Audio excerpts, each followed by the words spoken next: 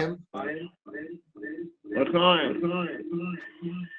So let us begin. First of all, welcome aboard. It's nice to see everyone.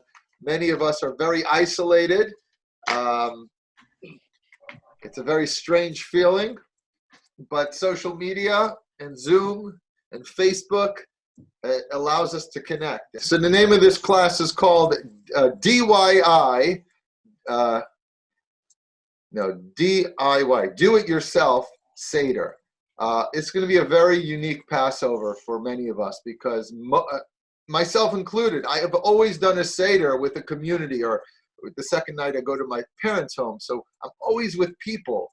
And this year I'm going to be just with my immediate family, which is going to be beautiful, but it's different and it's strange. And a lot of you are doing the Seder possibly for the first time. And it could be a little overwhelming. It could be daunting.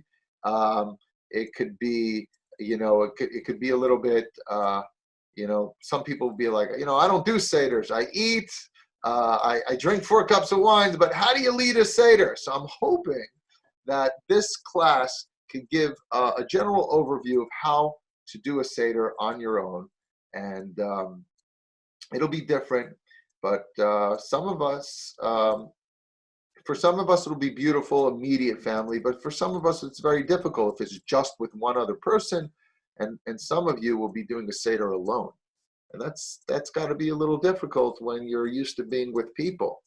And my suggestion and my message is don't be deterred. On the contrary, you're not alone. Everybody is connected to God. Everyone is connected to Hashem.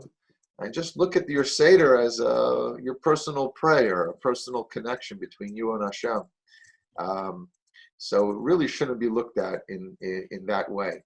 And please God, we'll never have to do this again. But in some ways, it's an opportunity. It's an opportunity to do a Seder in a very intimate setting. Just you, the people under your roof, and Hashem. So in some ways, I believe we should try to take advantage of this experience and make it most meaningful. But I got to start my class with a joke because, I know why you're really here. Some of you are smiling. It's okay. For the ones that are here to study, I apologize. You just have to wait a minute. So the story is told about a fellow by the name of Jaime. Okay? He was an advisor for the king in his country. And the king really liked him, but was on his case. He said, you're such a smart guy.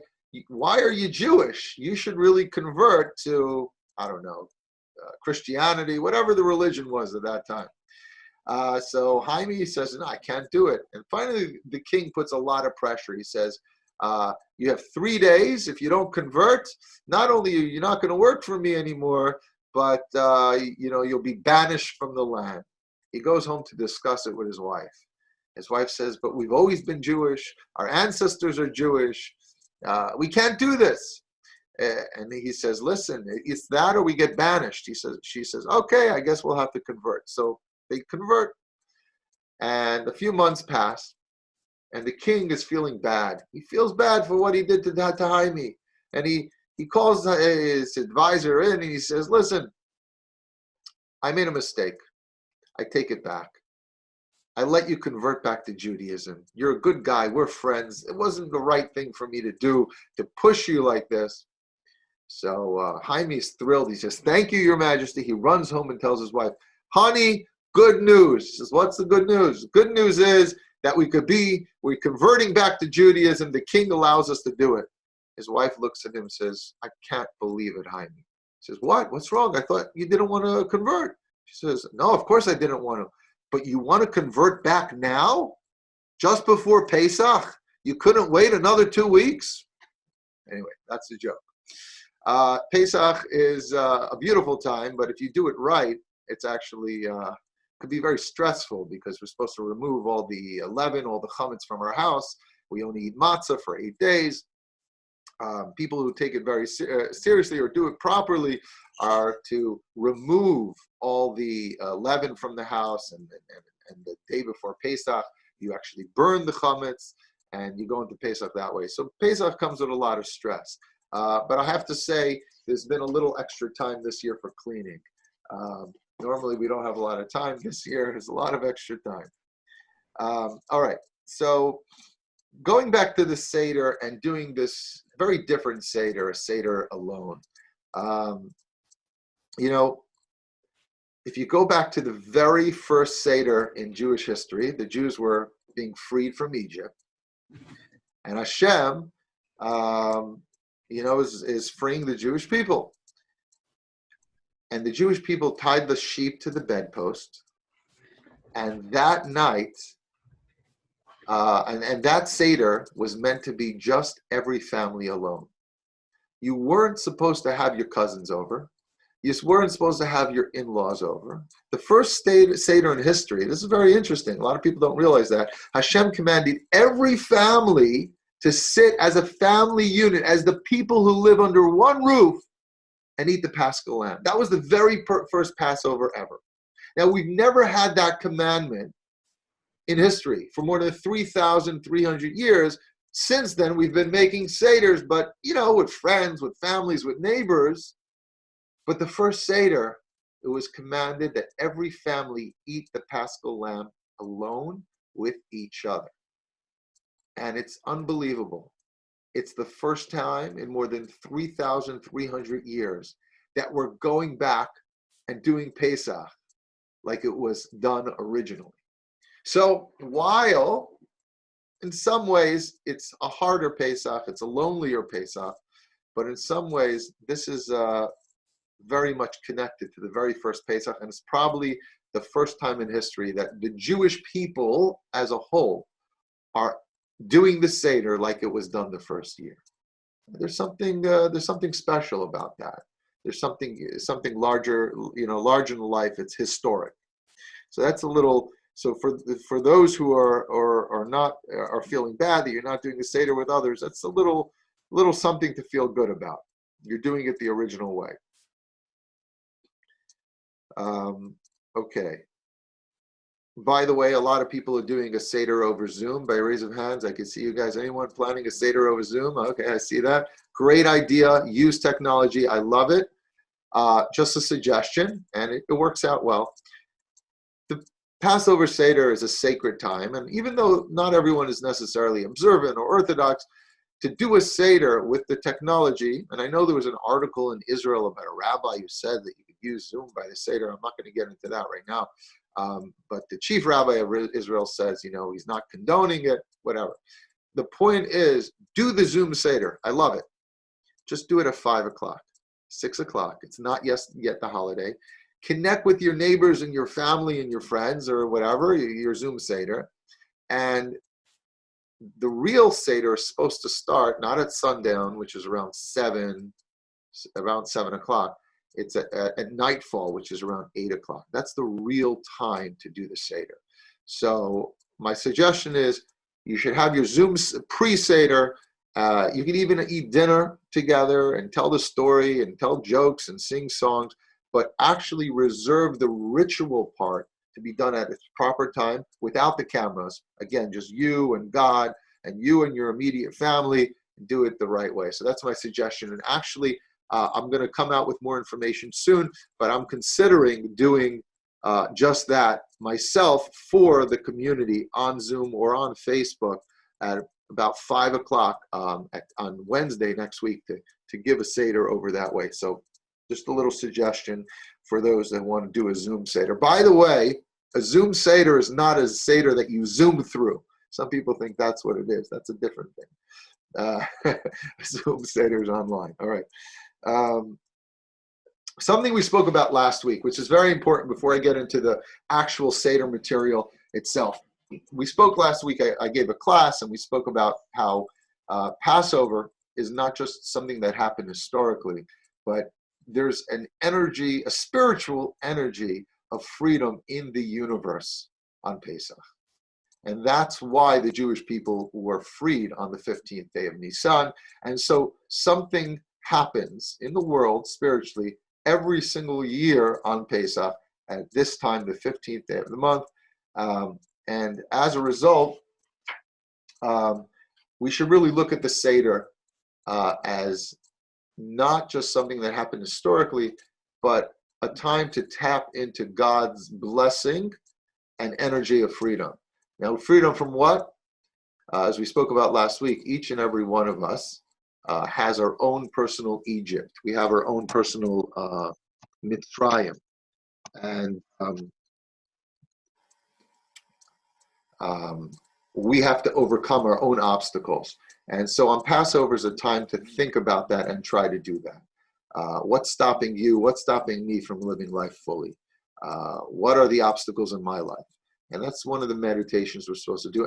And the 15 steps of the Seder should really be a time to, and they're really tools, to help us work through that. It's a mindfulness, it's a meditation. The Seder is meant for us to work through what is our chametz in our life, what is our leaven, who is our inner power that's holding us back from living fully. So as I explain the Seder, let's try to think about that as well.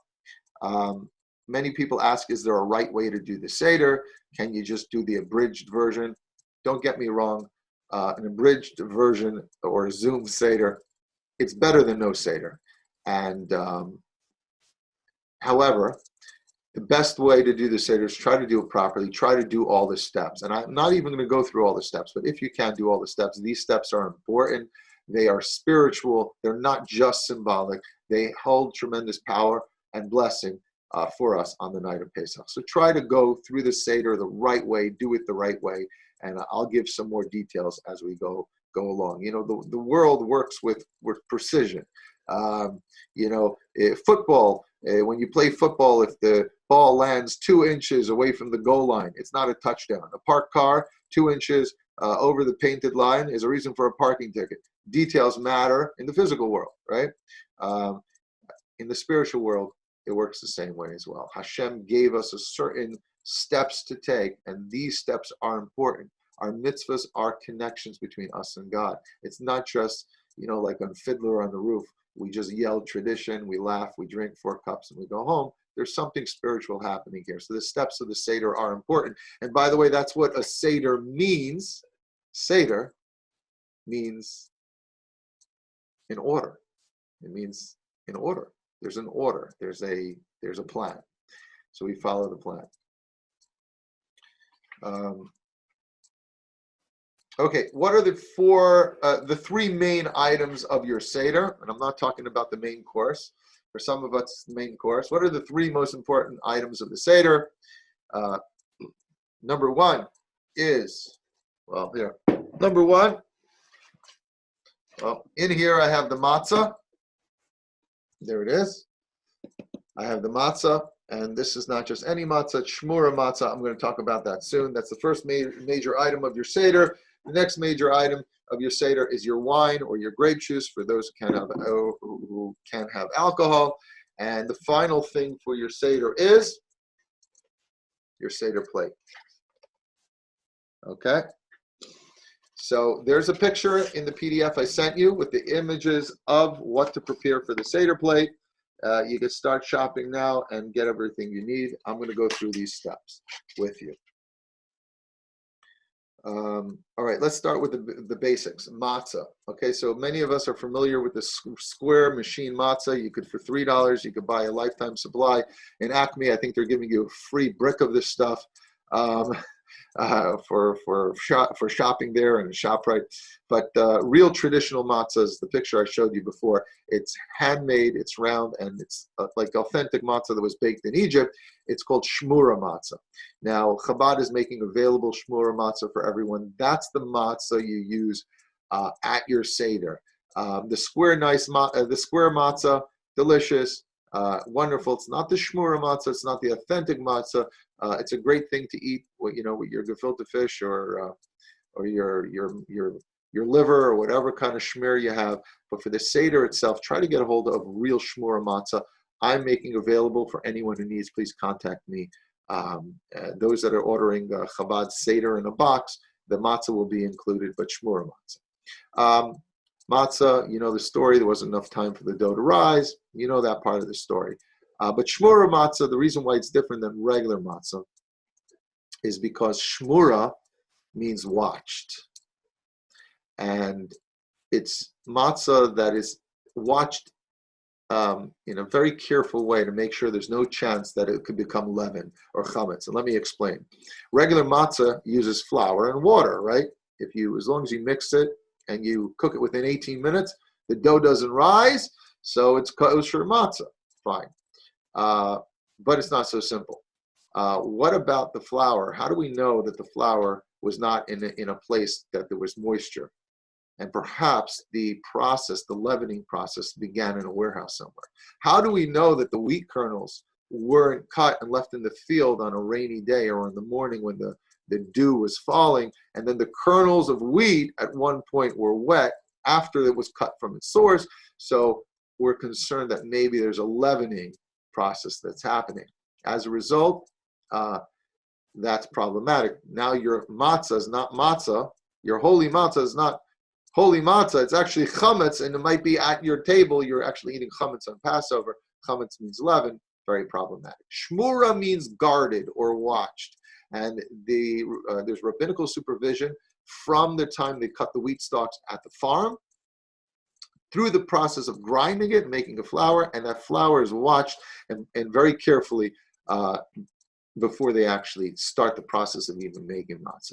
So shmura matzah, not only is it authentic, handmade, like the original matzah that came out of Egypt, but there's actually a kosher element to it. And your Seder plate matzah, you just want to get it right.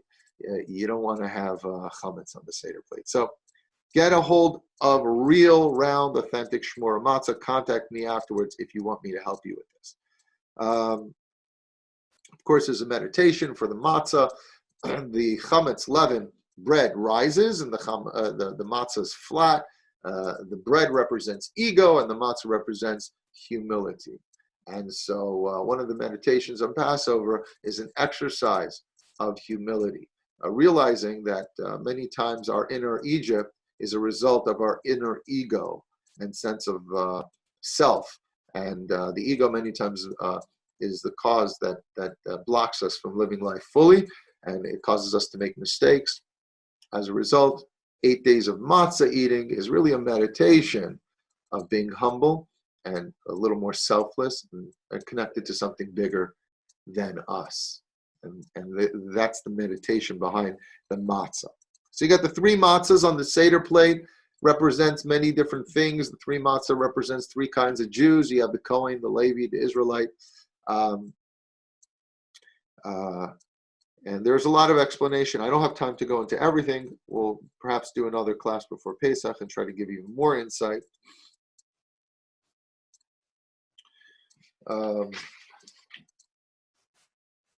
Okay, you got the 4 cups of wine. Now, for some of us, this is the favorite part of the Seder. Not 1 cup of wine, not 2, not 3, but 4 cups of wine. Ay, l'chaim, right? Some of you are nodding your heads. Okay. Okay, so the 4 cups. Why do we drink 4 cups of wine?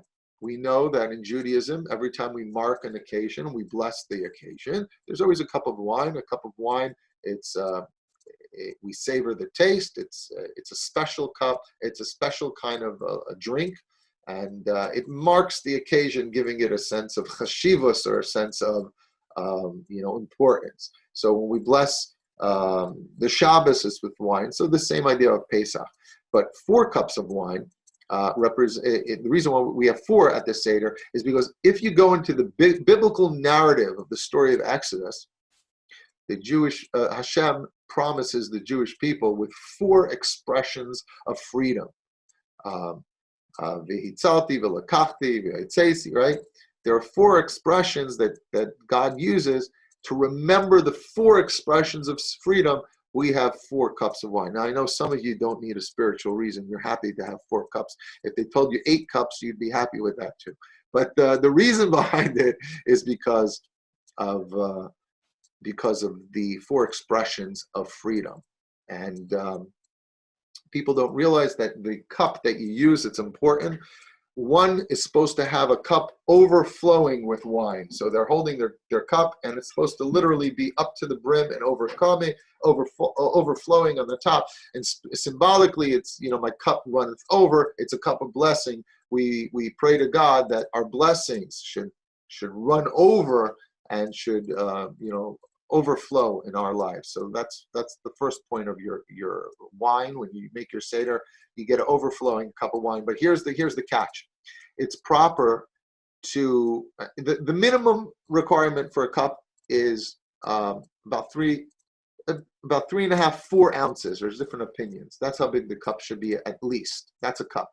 I know 8-ounce cup is a cup in cups, but at least halachically, the cup has to be between 3.5 and 4 ounces. When you drink the wine, the tradition is to lean to the side, right? So it's supposed to be like, reclining, like a king, like royalty. But at that point, when you drink each one of the cups, you're supposed to drink a little more than half the cup. So if you're going to use one of those big goblets that you have in your house you got from, I don't know, your Bubby or Zadie from someone, and you got like a 16-ounce goblet, well, you're going to be drinking a lot of wine. So there's this balance, and it's hard to keep your eyes open. It depends which kind of wine you're drinking, but the Rashi is the best wine because it's only 4.5%. It's delicious, and it keeps you conscious throughout the Seder. Some of that heavy wine that's 10, 12%, after the third cup, hello, we don't know how conscious most people are going to be. So you might want to use a wine that's has less. You might want to use a wine that has less alcohol content, but you want to use a smaller cup so you could drink half the cup. You don't actually need to. I have to mute someone. Okay, there you go. You don't have to actually drink the whole cup. Sorry, guys, I gotta mute everyone here. Okay, there we go. All right, so that's everything about the wine. By the way, there's an interesting contrast here. So you have two things. You have this matzah and you have this wine. Okay? And these are the two, aside from the Seder plate, the two big ingredients to having a Seder and remembering the Exodus and celebrating freedom. But if you think about it, the matzah and the wine are very different one from the other. They're two very opposite things. Wine has this rich flavor, this fragrance. It's a lovely experience when you drink wine or grape juice, whatever you're going to choose. But the matzah is a very plain, simple, humble food. The matzah represents the food of the poor. So you got these two things that are the staple ingredients of your Seder, but they're very different one from the other. And our sages give some interesting insight as follows. Our sages say that in life and in Judaism, there are mitzvahs that are like wine and there are mitzvahs that are like matzah. What does that mean? There's mitzvahs that have tremendous flavor. There's certain mitzvahs that we will all agree is just a beautiful mitzvah. And it feels good to do these mitzvahs. What are they? I don't know. Fill in the blanks. We have so many. Charity. It feels right and it feels good when you give tzedakah. Okay? When you have Shabbos dinner with your family, with your friends, it feels good. It feels right.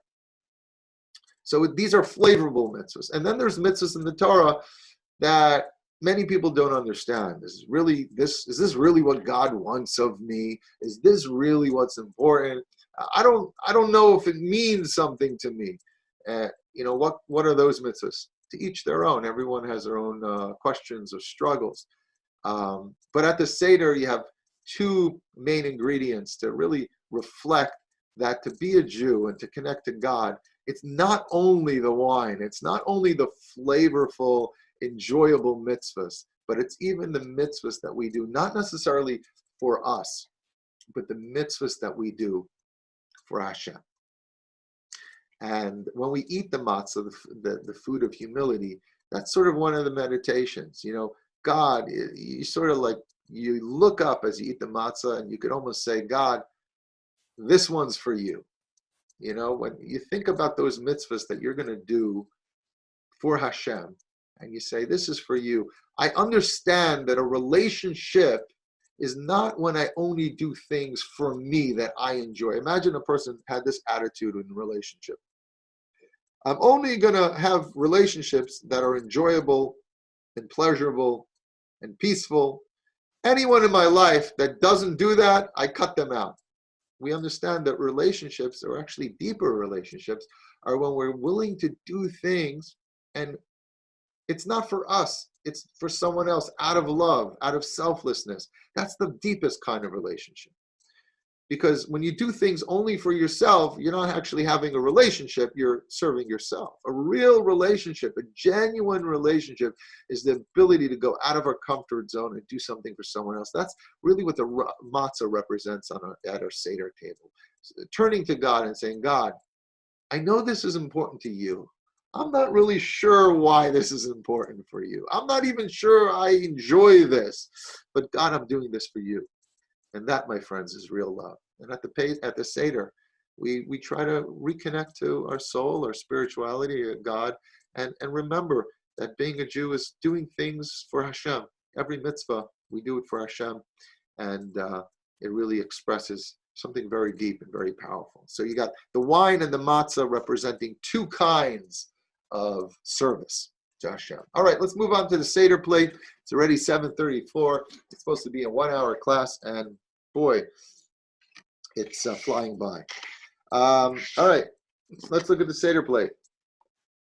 We got 6 items. Your Seder plate may look different, in a different shape than this. That's because this is set up like the Chabad. Anyone who knows a thing or two about Kabbalah,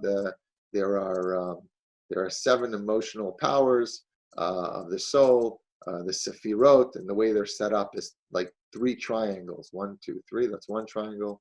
But that's for another class. I'm not going to go into that. What are the 6 items? There's the egg. There's the shank bone.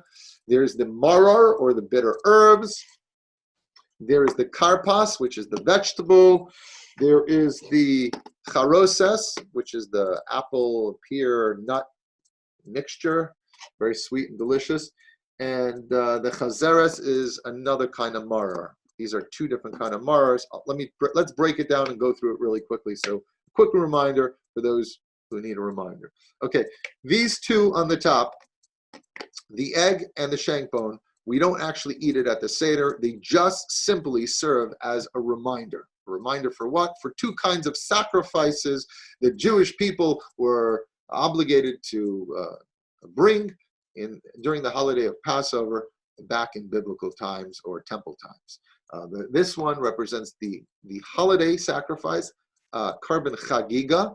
To remember that, we have an egg. An egg is roundish, represents a cycle, and so the sacrifice that we want to remember is the one that we brought for the holiday each year, and year after year we come back to the same place, to the same milestone, cyclically. So that's what that is. Now, the shank bone, and by the way, in Chabad, the tradition is to use a bone without any meat on it. The reason is we don't want anyone to say or think that we are really eating any meat from a sacrifice. It's forbidden to have sacrifices now that we don't have a temple. So we just put a bone, so there's no food there actually. And in Chabad tradition, we use the neck of like a chicken, where there's no real meat on it, and that's what we put over here. All right, I'll talk about the maror now. You got the regular maror, that's the root. It's ground up. Anyone here ever ground up maror? They ever do it the real way? Grind it up by hand? Raise your hand. Let me see. Yeah. Oh my God. Some of you start to cry. It's a very emotional experience. It's like worse than onions. It's heavy duty stuff. Anyway, so that's over here. The bitter herb reminds us of the bitter times. And then there's another maror that goes over here, and that is the either endive leaves or romaine lettuce leaves. Why do we have 2 marors? Well, the long and short of the reasoning is as follows. The Talmud mentions 5 plants that can be maror. Problem is we don't know the translation. It's an ancient language. We don't know what those plants are today. So aside from two of them. So three of them we don't know, two of them we know. The maror root that we use, we're sure about that, and the other opinion in the Talmud was the lettuce, the romaine lettuce. So we use both of them because there's a difference in opinion, and of course, two Jews, three opinions. So we want to do this right. This is Passover. It's a powerful night, spiritual night. We want to do this right. So if there's two opinions, we have them both on the Seder plate, cover our bases, right? Now, some of you are probably thinking that the romaine lettuce is not really very bitter. What kind of maror is that? But it's interesting when the stem of the romaine lettuce, and when it begins to grow, it's very bitter. The leaves, after it blooms or blossoms, the leaves are very flavorful. But the stem itself, or when it's first starts to grow, it's actually terribly bitter. And symbolically, there's a beautiful lesson there, and that is, there's bitterness. Many times there's bitterness in life when things start out. There's a certain something bad happens, there's a bitterness. But sometimes when we have faith, we go with it. We don't lose our faith.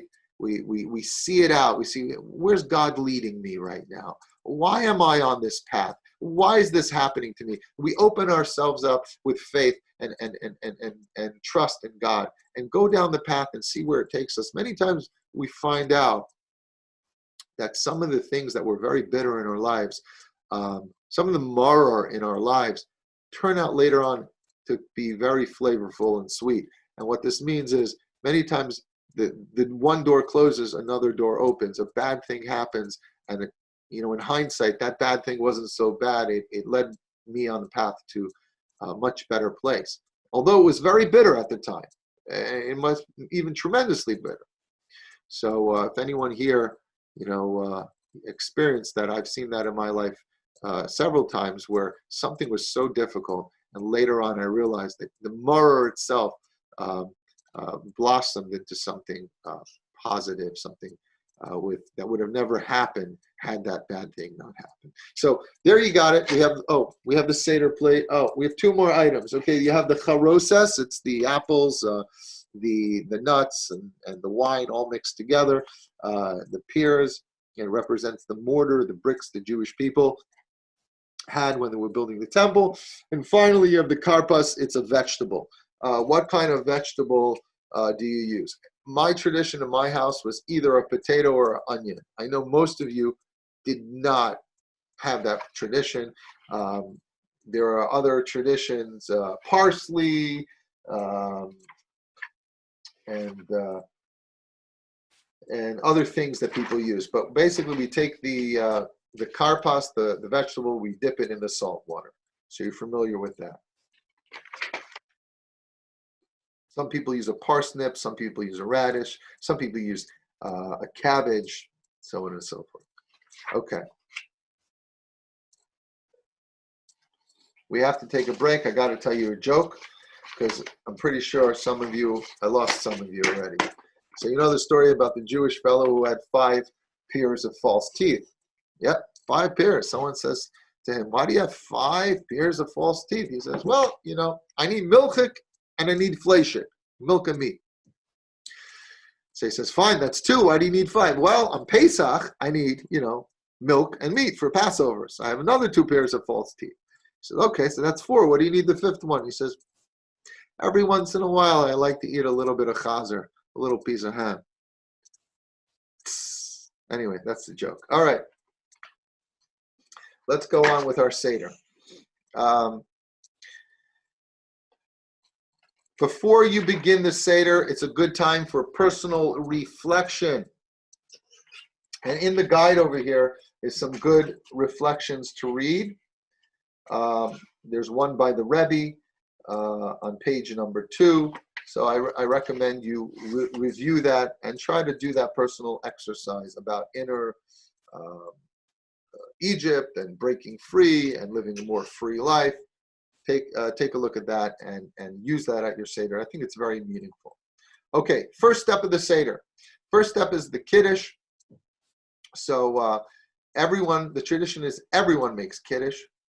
So it's not like on Shabbos where one person leads the Kiddush. Everyone around the table is supposed to make Kiddush. And I spoke about the 3.5 ounces, the overflowing cup. Okay. And now the Kiddush. It's in the select passages. Passage number 2 is Kiddush. I skipped passage number 1, which is actually very important. Before you get to the Seder, you're supposed to light the holiday candles. And this is for the women, unless there's no woman in your household, and then the man does it. So this is a special mitzvah for the woman. Light the Yontif candles. Blessing on the top is the blessing for the candles, and the second blessing is the Shehechiyanu. So those are the two blessings there. Don't okay, here, this is very important. We want to do Passover right. We want, if we can. So on Yontif, you're allowed to manipulate fire. It's not like Shabbos. On Yontif, on Shabbos, one is not allowed to. Let me backtrack. On Shabbos, one is not allowed to manipulate fire. On Yontif, one is. But here's the difference. On Shabbos, on Yontif, one is not allowed to ignite a fire. But if fire's lit, you can light from one candle to another. So it's good, talking about candle lighting, it's good to have a little flame, like one of those 7-day candles in the house over Yontif. You need to light the stove. You're not supposed to start a fire from scratch, start the igniter on your stove. You put it straight to gas, then you take an existing flame and you use the fire. So if you're going to light your candles a little later on Yontif, you want to make sure to use, the second night, you want to use a flame that already exists. You're not creating a new fire on Yontif. Now, Shabbos, we don't manipulate fire at all. It's Yontif that we can't light it, but we could manipulate it. You could use it to light candles. You could use it to cook. One is allowed to cook on Yontif, not on Shabbos. Okay. So you have your Kiddush. Everyone makes Kiddush. That's passage number 2. The next step of the Seder is really something to keep people focused. We take the vegetable, we dip it in the salt water. Now, there's a lot of symbolism to what that is, and I can talk about that soon. But if you go back to basics, why do we dip the vegetable? It's very simple. We're told to get the children to ask questions. It's all about education at this point. We got the family together. Hopefully we got kids. And I'll talk about if there's no kids in a second, because that's important. But we want to do things hands-on. Our sages, thousands of years ago already, taught us, you want people to be learning, interested, engaged, you got to do things hands-on. You can't just stand and talk. You got to be able to make things interactive. So first thing you do, we grab a vegetable, whatever you're going to use, a radish, a potato. You pick it up, you take it, you dip it in salt water, and suddenly, hopefully, the kids are like, "Whoa, Mom, Dad, Bubby, Zadie, what is that? What you doing there?" And now you start a conversation. So the reason we do it, simply to start conversation. Now there's a lot of symbolism. The salt water, it represents the tears, and it's a step of humility to really put ourselves into the place of our ancestors, to really immerse ourselves in tears. If you want to go out of Egypt, if you want to go out of your inner, restrictions and restraint, your inner exile, you have to be able to immerse yourself in the tears. If there's any hardship in your life, you gotta allow yourself to feel it. Psychology speaks a lot about this very much today. Not to push things under the rug. You have to embrace the struggles, embrace the problems, and embrace the slavery. So there's a lot of symbolism there. But okay, now if you don't have children, well, guess what? There's a little child inside. That's the truth.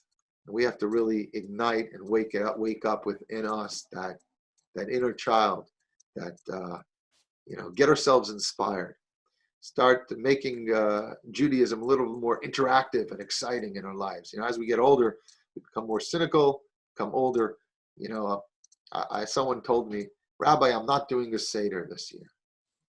True story, son. It was very sad. Someone told me they're going through really, really hard times for health and whatever. So I said, why not? He says, I do the Seder for my kids, my grandkids. It's just going to be me and my wife. I'm not going to do the Seder. What do I need to do it for? And I was hurt to hear this, and I tried to convince the individual, you do the Seder for you. Of course you do it for your kids and grandkids, but you do it for yourself, for your own inner child. There's a part of us. There's a part, there's the innocence and the soul inside of us that's, lays dormant because life has so much stress. And this year is not going to be a lot of distractions. Wake up that inner child. Get excited about things. Get excited about life, about purpose, about meaning. Go back to the questions you never answered. And that's an important point when it comes to this year, Pesach. If there's no children, there's an inner child. Do the karpas, dip it in the salt water, wake yourself up, get inspired, get curious, get creative, get interactive. Make Yiddishkeit vibrant. Make spirituality vibrant.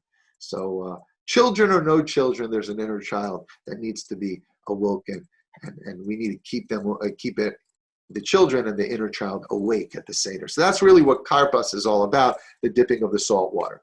By the way, you're supposed to make a blessing on the vegetable. What blessing do you make on a vegetable? Does anyone know? Borei pri ha'adama. Right? Now, at this point, you're supposed to remember that later in the Seder, you're going to be eating maror. Technically, a Jew makes a blessing before they eat anything. Now, we don't want to actually make a blessing on maror because maror represents that bitterness and that pain and that suffering. We don't want to bless the maror.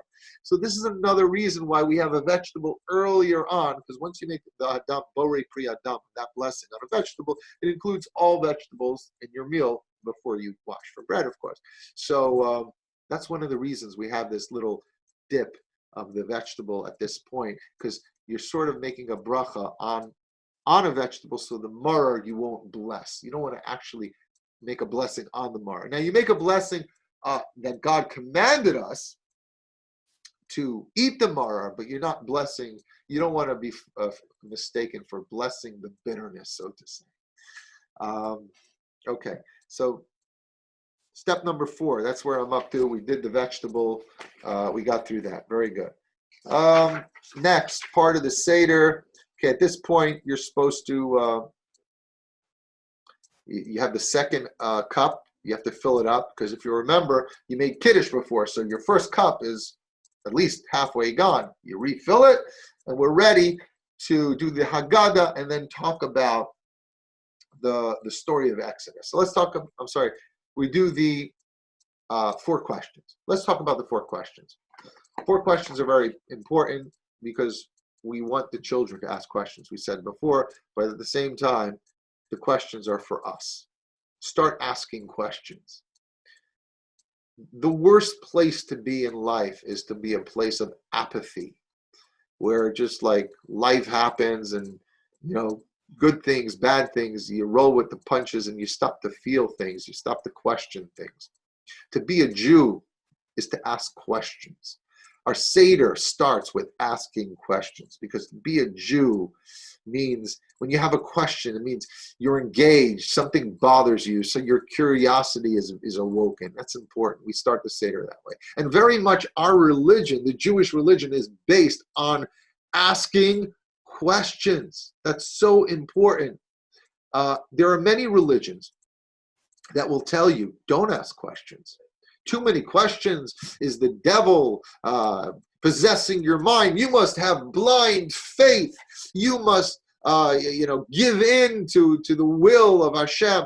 Now, while there's room for humility and everything, Judaism is not about blind faith. Faith, yes, but not blind faith. No, questions are important. Questions is what makes our Judaism real and something personal and something meaningful to us. So as a result, we start our Seder with getting kids ask questions. You ask questions, that's good. I learned with children, young adults, for their bar and bat mitzvah. I have my own tradition. Every time I sit down for the class, I look at the kid and I say, do you have any questions? And the first 3 classes, they normally look at me like, no. In the next class, no. And then I start to tell them, your first lesson for your bar mitzvah is you have to ask questions. To be a Jew, you have to challenge. You have to dig deeper. And I tell them, you know what? You can ask good questions, and I might give you good answers. I may or may not, but I may give you good answers. But guess what? Challenge those questions. As you get smarter, as you learn, as you discover, you'll have deeper questions. And when you get those answers, you have more questions, because God is infinite. So there's no end to questions. And so that's how the Seder starts. And by the way, another important thing about the 4 questions, again, whether your children are asking it to you, and even if they do, you're supposed to repeat it as an adult, or if you're just an adult, you read the 4 questions, you don't skip it. That's an important part. But here's another aspect of questions in Judaism, and that is slaves don't ask questions. A slave just does what they're told. One of the first things a free man or woman is able to do is the freedom to ask, to challenge. Tonight's the night of freedom. Pesach is the night of freedom. So the asking of questions is very important at this point. Okay. Then we answer the questions in the Seder. Okay. Passage number 4 was the Manishkana. Passage number 5 is the answer, to the questions.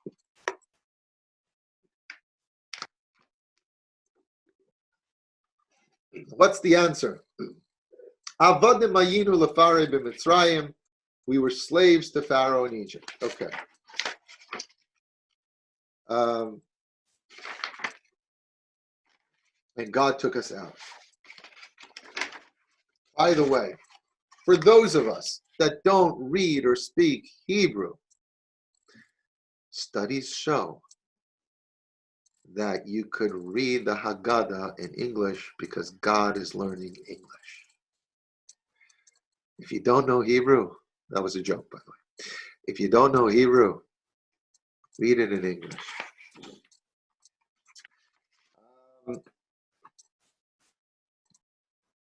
One of the mitzvahs on Passover, and by the way, in my printout here, I don't have the whole Haggadah. So you could, if you need your own Haggadah, Chabad will be giving out Haggadahs. For anyone who's willing to drive by, we'll put on our gloves and hand it to you. Or if you go to our website, you could download a Haggadah. Okay. One of the mitzvahs on Passover, so okay, of course you have the matzah and you have the bitter herbs and the wine, but one of the mitzvahs of Passover is to talk about the story, is to tell the story. Judaism, we communicate ideas by telling stories. Stories are powerful, they're real, they connect to our ancestors, who we are. So the Haggadah is like one big story. Hopefully you read the whole thing. I mean, that would be beautiful, but listen, if for whatever reason you're not doing the whole thing, there are certain key parts you want to do. Look at passage number 6. Okay, passage number 6. This is very important. Pause. Actually, there's something that's important in the Haggadah before passage number 6. I don't know why they didn't print it. That is the 10 plagues. We list the 10 plagues, and we pour a little wine out of our goblet, each plague. Some people put their pinky in and remove a little wine for each plague. And the purpose is not only to remember the 10 plagues and the miracles in Egypt, but also to remove a little wine. The Jewish way is not to celebrate when our enemies are being punished. Our cup is not full. We feel bad. We feel bad that people have to be wicked and need to be punished. So that's what the removing of saying the 10 plagues are. It's not in this paper, but you can see it in your Haggadah. Okay, passage number 6. This is of utmost importance. I'm wrapping it up. I know we have to finish here. Very important. Rabbi Gamaliel used to say, those who don't say the following 3 things on Passover, lo yatsa yidei chayvasa ve'eluheim, they don't fulfill their obligation. 3 things you got to say on Passover. What are the 3 things? Pesach, matzah, and maror. Then each paragraph now talks about one of these things. Pesach is the Paschal lamb. Matzah, you read the next paragraph, is about the matzah, and you're supposed to point to the item on your Seder plate as you read each one of these. So this is a highlight on the Seder. So again, if you're going to do the Zoom Seder, And I encourage you to do the whole thing. But if you're doing Zoom Seder, this is something important. It's in the printout.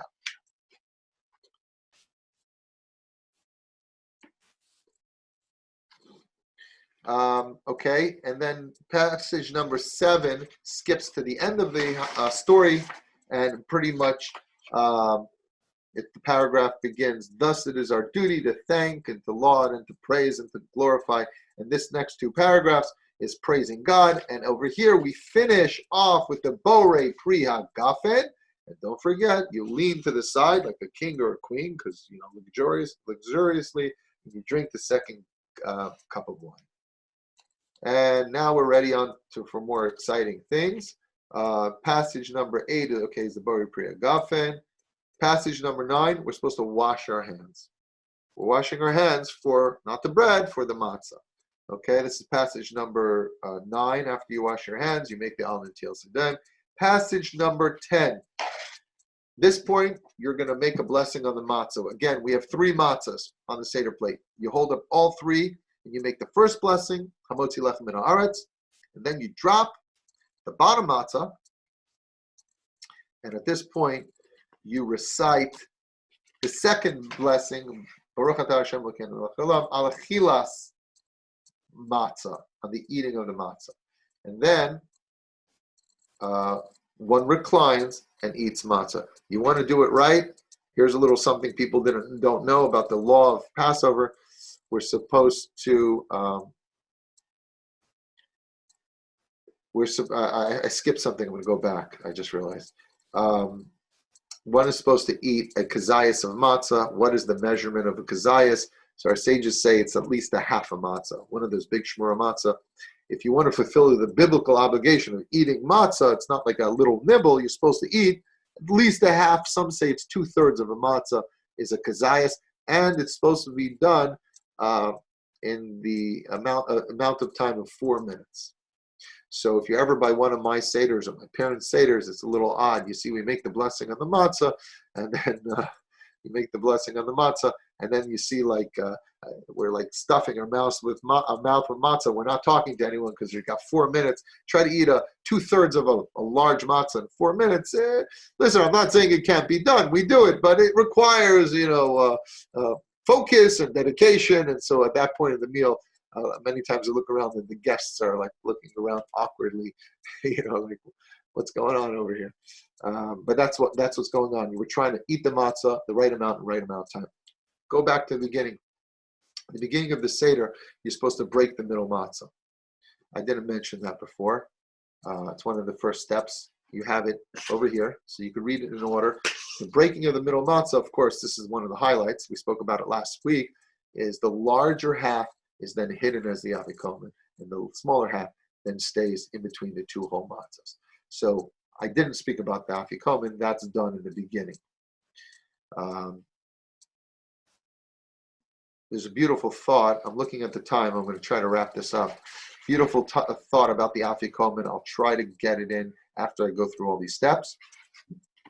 There's a tradition to eat what's known as the Hillel sandwich. But before we get there, I'm sorry, the next step of the Seder is the maror. One takes the leaf of the romaine lettuce. You put some of the maror inside. You roll it up.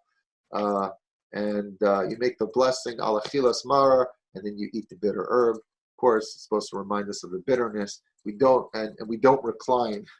Like when you eat the matzah and wine, you recline. No, here you just eat it regular. You're not reclining. You're remembering slavery, not freedom. Okay. After the maror, we have the tradition to eat what's known as the Hillel sandwich, 2 pieces of matzah with maror and charosas inside, and we recline when we eat it. Why do we do it? 2 Jews, 3 opinions. Because Hillel says if you want to do the Passover right, you're supposed to eat all the objects together. So they say that the sandwich was invented by the Duke of Earl, who was always rushing, and he put bread and meat together, and they called it a sandwich. But anyway, the truth is historically in the Torah, in the Haggadah, we see the first sandwich was not was many, many years earlier, and that is Hillel, who said that that's how you eat the Passover meal. Okay, and then there's a, what's the next step here?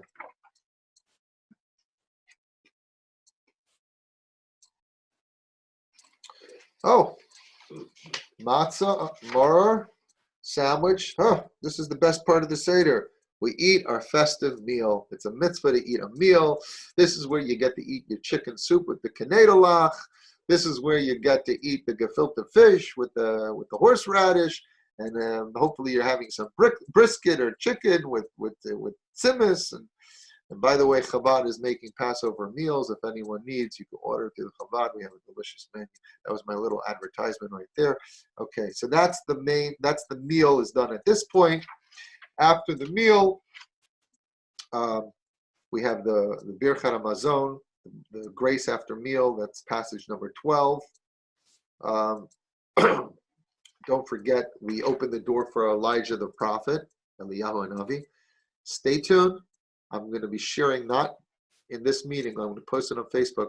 I'm going to tell us a beautiful story, and I'll post it online, about the man who always dreamed of meeting Elijah the prophet, Eliyahu Hanavi. So there's a famous story about someone who asked the Baal Shem Tov, how can I see the angel Elijah the prophet? It's a beautiful story. I'll share that online. Look out for it. It's coming out the next day or two. Okay, so we go to the door, we open the door, and the angel Elijah, we believe his presence comes to every single house, and there's a big cup on the table in honor, a cup of wine. Of course, the joke is going around, don't open the door for Elijah this year. Social distancing has been through a million houses, or 6 million houses, or 10 million houses. I don't know how many Jews we got. Anyway, of course, that's just a joke. Elijah is not coming to bring the COVID-19, but is coming to take it away. This year, the angel of death will pass over. Coronavirus will pass over this world, please God, and never come back. All right. After we do grace, Birchat HaMazon, we finish with the Borei Pri Hagafen. This is the third cup of wine. We recite some praise, Hallel. By the way, at this point in my Seder, I can have 100, 150 people on a normal year. And right after the main course is served, everyone disappears. Normally we have 15 people afterwards. I tell everyone, okay, you come from all the corners, sit next to me, we'll make one table, and we finish the Seder. We do grace, we do Elijah the prophet, then we recite some readings of Hallel. Hallel is verses of praise. And that's it, my friends. After that, we conclude with the Borei Pri Hagafen, the fourth cup. By then, hopefully, you're still conscious. You had 4 cups of wine. You had a couple brickloads of matzah. But physically, we might feel a little bit heavy at this point. But my friends, hopefully, spiritually, we're feeling elevated and inspired and light and free. Because we went through the Seder, we did it like we're supposed to do it. I challenge you, here's the Seder challenge. Do it right. You got this to follow. It's very simple. Use at least this or a real Haggadah. Set up your Seder plate. Feel the freedom. Feel yourself disconnecting from the inner Egypt as you go along the Seder. Read the commentaries. It's beautiful. It's inspiring. I know some of you have to go, but I'll conclude with a short thought about the Afikomen. As taught by the Lubavitcher Rebbe. The Rebbe says, think about it. The Afikomen is so important. You can't finish your Seder without the Afikomen. It's the bigger half of the middle matzah. It's hidden away. It's so important. If it's so important, why is it that most of the Seder, the Afikomen isn't even there? If it's so important, don't hide it. I don't know, put it on a pedestal. Hang it on the wall. Do something. It's important. But no, the Afikomen goes, it's hidden. It's gone. So the Rebbe explains that the middle matzah represents the Jewish people. And historically, and even today, there's a very sad truth, and that is that the Jewish people have always been broken in half. The smaller half of the Jewish people have been connected to their heritage. The smaller half of the Jewish people are trying to do the mitzvahs to the best ability, are showing up for classes, for Torah study, for synagogue, for high holidays. But the bigger half of the matzah, or the Jewish people, historically and even today, more than ever, it's missing. It's not even at the table. In the Haggadah, you read about the 4 sons. That's one of the readings. The Rabbi said there's the 5th son. We talk about the wicked one, the wise one, the simple one, the ignorant one.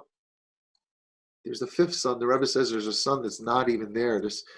And that's really not just the son, not just the daughter. It's literally the larger half of the Jewish people are missing. They're missing from the synagogues. They're missing from the Seder tables. My son. So the Rebbe explains something very beautiful. He says